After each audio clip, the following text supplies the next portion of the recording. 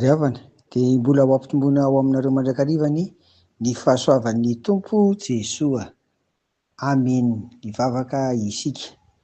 Ry Tompo rainay any an-danitra ao, miteranao, mankalaza-nao, manome voninahitranao izay ary misaotra amin'izay nataonao tamin'ny fiainanay ary mbola ataonao amin'ny fiainanay ary mbola hataonao koa amin'ny fiainanay. Misaotra indrindra fa Andriamanitra velona ao amin'i Jesosy Kristy ny Andriamanitra ivavahanay. Dia amin'ny anaranao Tompo no vanen'izany vavaka izany. Amen. Ry havana, lehilahy foana hatramin'izay no niarahantsika nandinika teto mikasika amin'ireo olo-malaza amin'ny finoana, no kilasian'ireo mpandinika sy mpahay baiboly fa olo-malaza eo amin'ny lafiny hoe miaina ny toe-panahy araka an'Andriamanitra. Anio kosa dia vehivavy indray no hodiny antsika, tsy iza izany fa Iana. Amin'ireo mpanoratra amin'ny filazantsara efatra dia liko irery no miresaka azy, tahaka ny Simeona omaly ihany koa.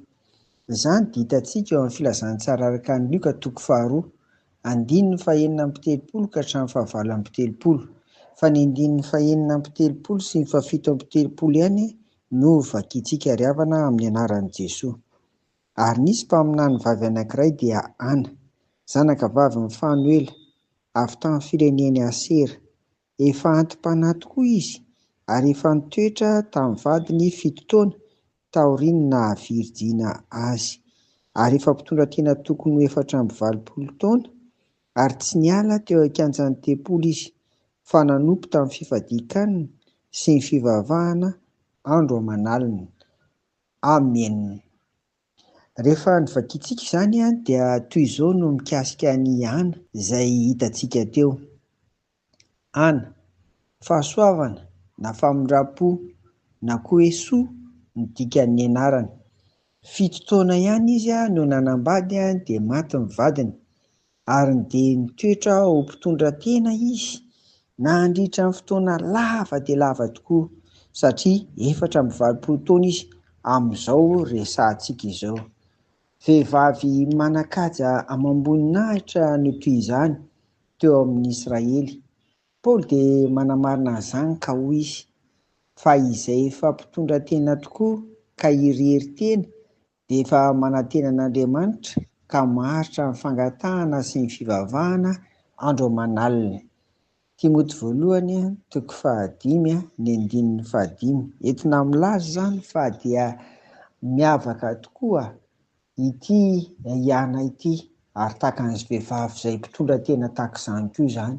Izany izany anankiray izay hoe nananany an'izany fiainana ny toe-panahy araka an'Andriamanitra izany.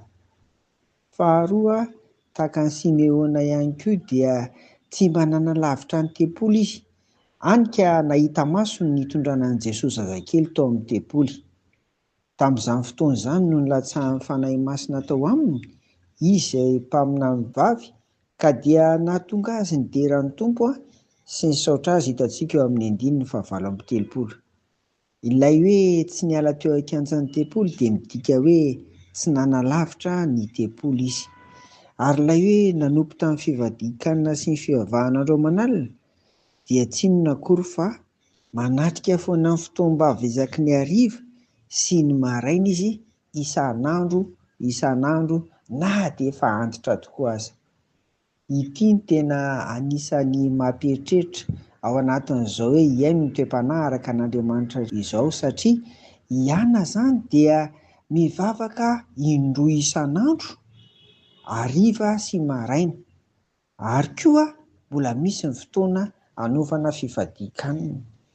Dia rehefa mandinika an'izany ka mieritreritra ny ataontsika ankehitriny ry havana, dia lasa ny saina hoe ny antsika ary indray mandeha isan-kerinandro dia ny lahady maraina, fa mbola misy ny tsy tonga, nefa isika mpivavaka no resahana ao anatin'izany, ka dia mampieritreritra izany ary misaotra an'Andriamanitra fa mbola nitanterina foana fa mbola velona, dia afaka manonitra antsika tahaka ny nataony Iana, mivavaka indroa isan'andro ary indrindra mbola misy koa aza ny fifadian-kanina ao anatin'izany. Tena fiainam-bavaka izany ry havana, ary fiainana ny toe-panahy araka an'Andriamanitra mendrika ho tafontsika Fa izay tena manamarika aniana koa dia ny fananany faharetana, hoe 7 taona ihany izy ny nanambady ary efa hatramin'ny 20 taona izao, tena lava ny fotoana.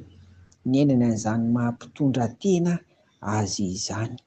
Ry havako, zava-dehibe ho antsika amin'ny fanarahana ny tompo ny fananana faharetana, ary mampiavaka ny mpivavaka miaina amin'ny toe-panaharaka an'Andriamanitra izany dia ny faharetana amin'ny fanompoana, faharetana amin'ny fivavahana, fa dia izany no nionany sy nahitany maso an'i Jesosy Kristy.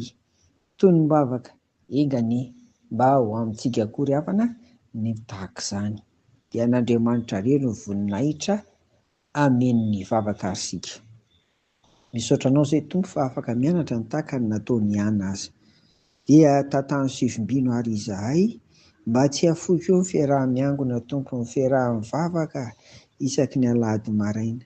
Fa tena lehibe izany koa haharitra ny amin'izany koa ny izahay, ahitanay sy iainanay ny famonjena ao amin'i Jesosy Kristy. Marika iray amin'ny mampivavaka anay miaina ny toe-panaharaka an'Andriamanitra izany. Amen. Ho aminareo ry havako ny fiadanan'i Jesosy.